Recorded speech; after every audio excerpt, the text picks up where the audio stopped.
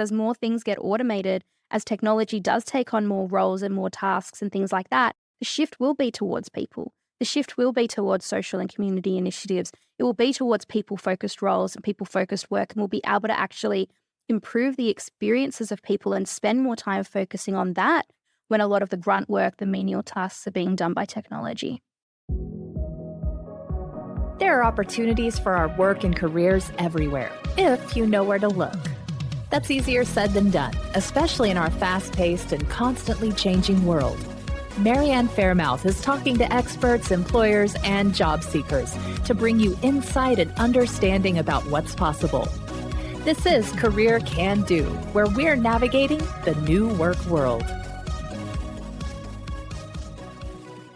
Welcome to the Career Can Do podcast, a top global podcast that allows you to navigate the new work world.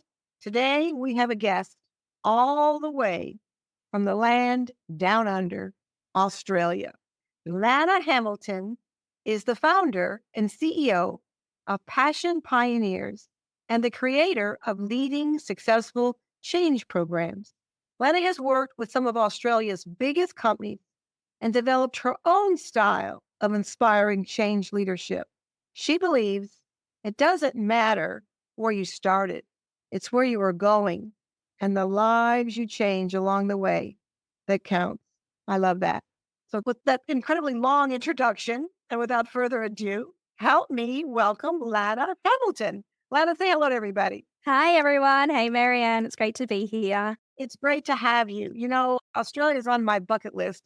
I've always wanted to go. I often frequent restaurants that serve Australian kind of foods. So one of these days I'm going to take the trip. But you do a lot with change management. And as an executive recruiter for over 35 years, I know that's big, big, big in center right now. So tell us, what do you think is traditional change management? And how is inspirational change leadership more valuable for workplaces today? Yeah, I mean, look, if you've been if you've been recruiting for over 30 years, I think you've probably seen the shift yourself, Mary Ann. The world has really changed. The workplaces have really changed. Our businesses have really changed. Change management was probably about 20, 25 years old, sort of as a discipline or as a profession. And so what I can kind of see, I mean, I wasn't probably practicing back then, but it was probably very traditional in terms of the fact that you could really plan out change really well. You could pace your change with your projects, or most change management is done in project work. If you're listening to this podcast and you don't know what change management is, I love to define things really simply. I just say it's moving people from doing things in one way in an organization to doing things in a new way in an organization. And we do that through communications, training, and business readiness. And we don't just do it for the fun of it. We do it in order to realize the business benefits of the change. We do it in order to make sure that the project or the initiative that we have started in the organization and that we have big hopes for and big dreams for and we want to get great results from, that we actually get those results and we actually follow through on them. So a lot of change was sort of in line with a lot of projects that were done in a very planned fashion. If we're thinking about methodologies, we kind of call it waterfall, where you could plan it all and then deliver it all in sort of a really strategic and sequential approach. So then the change that would go with that, the change management that would go with that could be very methodical, follow the bouncing ball and follow the change process. But if COVID's taught us anything, if the last few years has taught us anything, it's that change is really, really coming at a very fast pace, can come overnight. Things can change along the timeline of the project or along the timeline of the change, and that we don't necessarily have the time or the ability anymore to actually be able to plan out our change management, follow that sequential process. Instead, we need to be adding value really quickly. We need to be using practical tools that are actually going to help our leaders and our teams get real results and be able to inspire them from the inside out to accept change, engage with change, and move forward into the future. I agree. And I think somebody famous once said, the only constant is change. There's never been more change that I've seen post-COVID. There's change in almost every area, and people are struggling with it. So, Lana, you always say that change managers are like matchmakers. Can you explain more of that? What do you mean by that? Yeah, so what a lot of people think of when they think of change management is the output of change management. They think of the tools and the templates, and I am always encouraging people to use fit for purpose tools and templates, whatever's the most useful in the moment right there and then, what's going to add the most value no matter where you are in the project or where you are in the change process. So a lot of people see that as the output of change management, but really where change management brings a lot of value to projects, to organizations, and to leaders is about being able to see across teams and across organizations, building relationships, building connections with people, maybe in different projects or in different teams that might not be necessarily exactly related or relevant to what it is that the person or change manager is working on right there and then. But instead going broader because we really want to understand what are the impacts of this change across the organization. And so we then can meet and mingle with people from everywhere. And then we might identify that actually people in our project or stakeholders actually need to be having conversations and talking with these other people. These cross-functional relationships might have always needed to happen, or these cross-functional conversations might have always needed to happen, but they haven't been happening. And sometimes we'll just put people together almost like a blind date, Well, sort of I'll matchmaking agree. that way. And I think you said something very, very, very significant among many other things you said, but you said that change is about building connection. And I think project managers, change management professionals are much more likely to be successful if they build those connections, if they focus on the human element, if they try to not just come in and say, this is where it's going to be and this is what we're going to do, but ask for input, have those connections and make people feel important, make people feel like their input is important and matters. So you've mentioned to me in the Blue Room that in Australia, you're seeing a big shift in the transformation and project space towards flashy roles. What do you mean by that? What are those? And what should employers and talent consider? Yeah, so I kind of coined this term slushy role. If you've ever seen the movie Zoolander, it kind of comes out from there where he's like an actor slash model. And I think what it is just this real trend now because jobs are changing so quickly, workplaces are changing so quickly. We have to really kind of rethink job design. Now, actually, in the recruitment space, especially in the project and transformation space, we're seeing a lot of these slashy roles where people might have more than one skill set and background. So they might be a project manager slash change manager. There might be engagement slash comms. And so there is this real kind of push towards actually having roles where you're playing two functions and they might be equal. They might be some percentage on this side, some percentage on this side. But with those functions that they're being hired in order to do both. And there's a lot of benefits for organizations, for employers around this. Obviously, you get great talent, people who have multidisciplinary backgrounds. You are then able to save budget. You can use those people at different points of time for whatever is relevant and needed at that particular moment. But what I would also say is there are a few watch outs as well. So there's a few wins, but then there's also a few watch outs. A few watch outs is just that sometimes when you are trying to hire these people with these slashy roles where it might be like something slash something, and they are actually two full roles, it can wear both of the roles down thin, where you might not be getting the most you need out of both of those sides because somebody's trying to bridge both. And then you just also really need to be careful as well, because if you hire somebody and they aren't there to do the rest of the role. So for example, say you've hired a project slash change manager, the project finishes, so the project manager role, but then the change manager role would usually need to continue a bit longer. But if they're not around, then you might not be able to do that. And then you can also just disengage key talent as well if you are using them for tasks that they actually don't want to do or aren't good for doing. I think your points are very well taken. In the United States, we have an unprecedented talent shortage. We don't have the people. Because of that, we need people to go into these roles and consider transitional skills, skill sets that are transferable, that people can do more than just one thing. Also, maybe a little bit of training on the job. Is that the same in Australia? Do you have a talent shortage in Australia, or are you not finding that as a problem there? At the moment, we probably are having a bit of disruption in workplaces. So there is a lot of restructures, operating model changes. We've got some industries in Australia where we're really struggling to find talent because Australia was closed for a long time during COVID. So things like construction, hospitality. But then we've got other industries where there's so much change happening. They are really hiring a lot of people. And then because of these restructures and operating model changes, there's all of the teams that are needed to come in and support that. So I'd say it's a bit of a mix, Mary Ann. But yeah, I think it's just really think about what are the skills, what are the outcomes that you need and hire appropriately for those. Okay. And I think technology is definitely having a big impact on the world of work.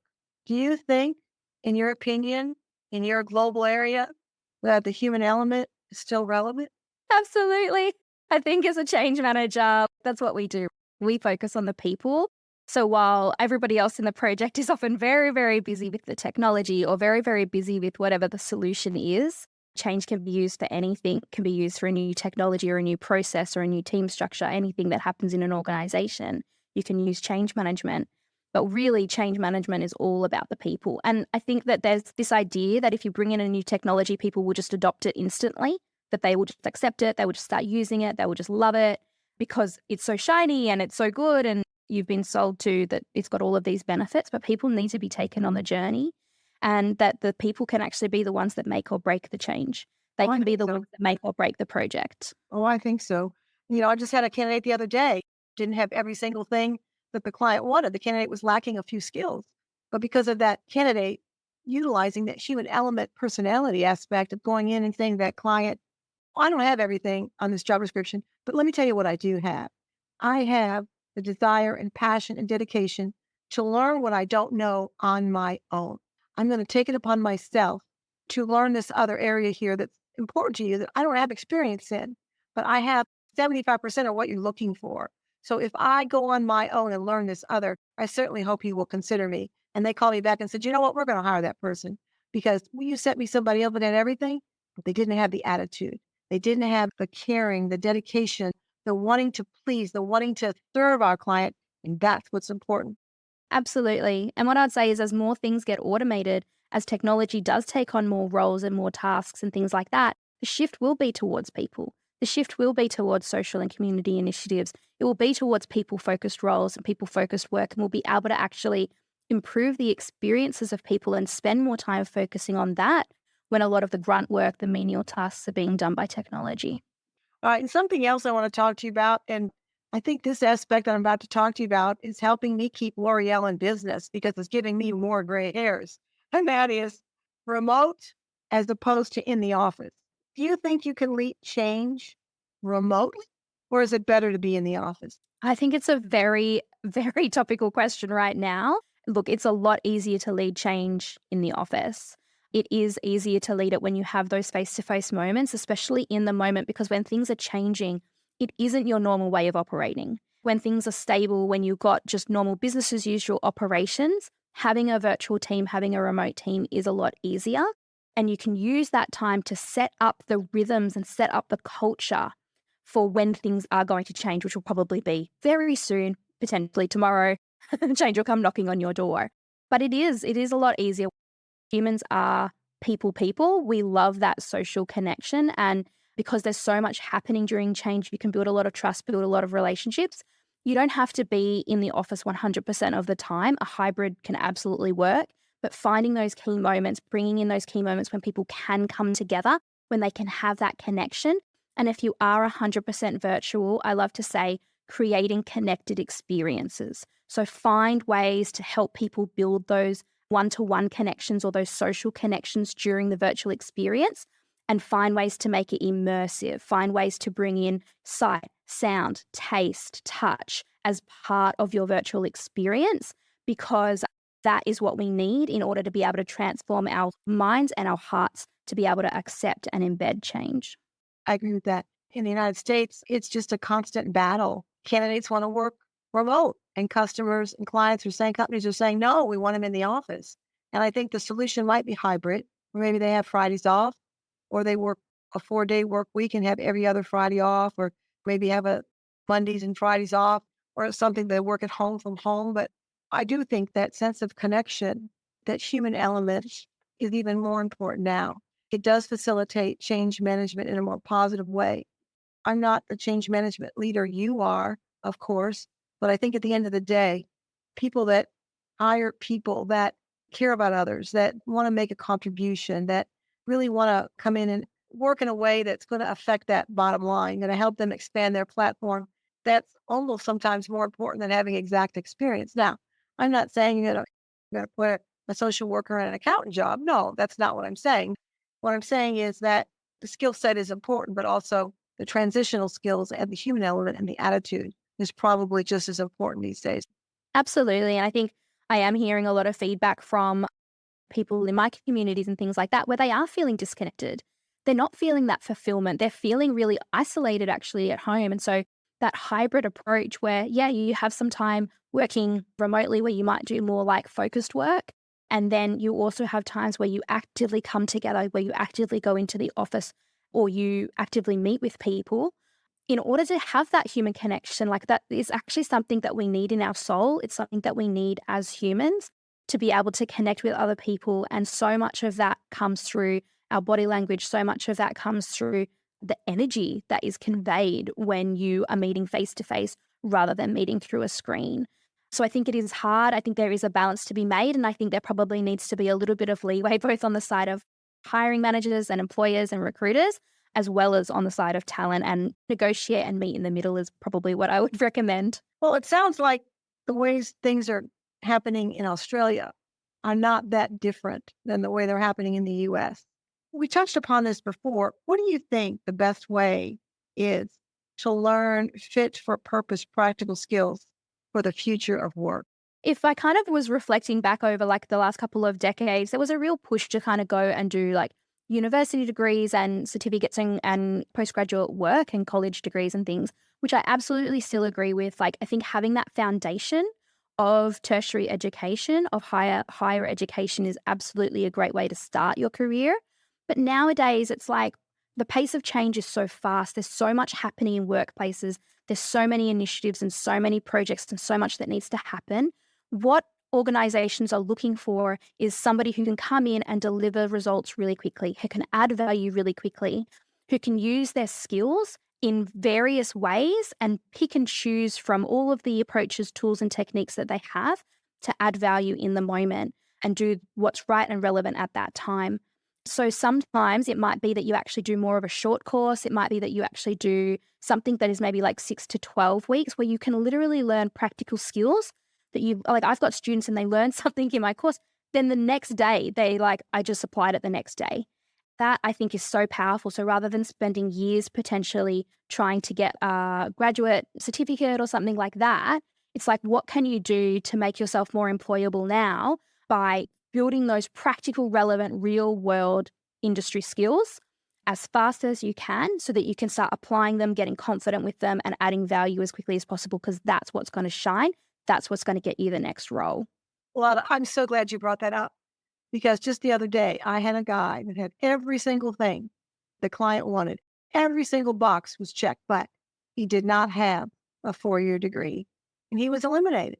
And it's really sad because some of the people that they looked at with degrees didn't have the context, didn't have the experience he had. But because they had this hard and fast rule about degrees, he was totally eliminated. And I think that it is starting to shift. It is starting to change. People are starting to be open to it. But hopefully it'll get a little bit more popular in the future. But I'm glad you said that because I do think experiential learning sometimes is even more powerful than formal 4 degrees or master's degrees, although I applaud anybody that'll work hard to get those degrees because it's hard to get a degree these days, especially if you have to work, go to school at night. But it's not the only way. Experiential learning sometimes is also very, very good. And also, if you are a person that is a relationship person and you have contacts, maybe you have to learn a little bit more about the products. Maybe you have to learn a little bit more about execution of the deal or whatever. But if you have those people that you've worked with in the past that trust you, that believe in you, and you can bring those customers with you to your new company, you're going to walk in the door with ka-ching, ka-ching for that company, as opposed to somebody with all these great degrees. It's going to take them 2 years to get those results. Absolutely. And what I would also say is be smart about it. Like, if you need to have that degree or that certificate in order to be able to legally work in your field, definitely get those certifications or those licenses or whatever it is.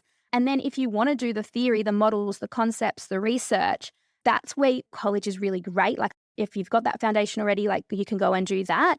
But if you really want to learn like fit for purpose, practical skills, application, tools, templates, and techniques, start looking at alternative training providers and start looking at shorter things where you can really just start to learn those things and add value straight away is probably going to serve you better. Okay. Well, I think you've given us so much good information, and I'm just thrilled to have a person on Career Can Do from the Down Under, from Australia. I just think this is so exciting.